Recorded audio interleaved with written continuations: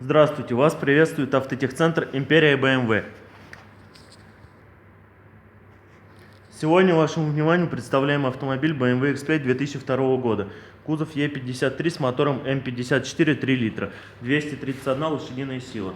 Автомобиль пригнали на ремонт с характерным стуком в цилиндропоршневой группе. По предварительным предположениям, стуки издает шатун в связи с провернутым вкладышем. Это могло произойти из-за масляного голодания двигателя, но пока это только предположение, а более точную неисправность покажет вскрытие двигателя.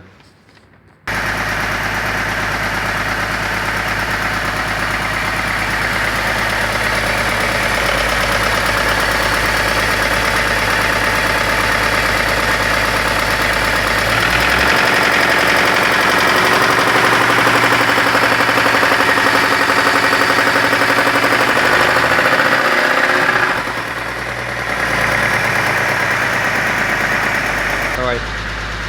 На приборной панели горят ошибки: чек, подушки, тормоза. Дальнейшая компьютерная диагностика укажет на неисправности. Прежде чем снимать мотор, мы сделаем диагностику.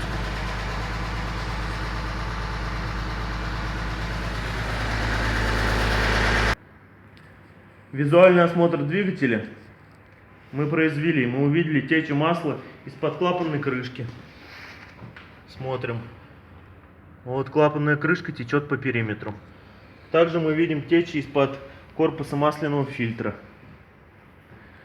Скорее всего, забита система вентиляции картерных газов. В двигателях BMW самое главное следить за уровнем масла и охлаждающей жидкости. Моторы боятся перегрева и масляного голодания. Также нужно не реже, чем в 10 тысяч километров пробега менять моторное масло и масляный фильтр. Соответственно, масло нужно заливать качественное, желательно рекомендованное заводом-изготовителем. Вообще, в период эксплуатации нужно следить за уровнем масел и жидкости. Если соблюдать эти маленькие правила, то двигатель вам будет служить верой и правдой долгие годы и тысячи километров. В целом, моторы М54 самые неприхотливые в эксплуатации. Но главное следить и обслуживать двигатель, и он пройдет без механических вмешательств до 500 тысяч километров и более. На данном экземпляре пробег составляет всего 110 тысяч километров, но, к сожалению, автомобиль не проходил плановое обслуживание в нужный интервал времени. Оставайтесь с нами, мы расскажем вам о дальнейшем ходе событий этого автомобиля.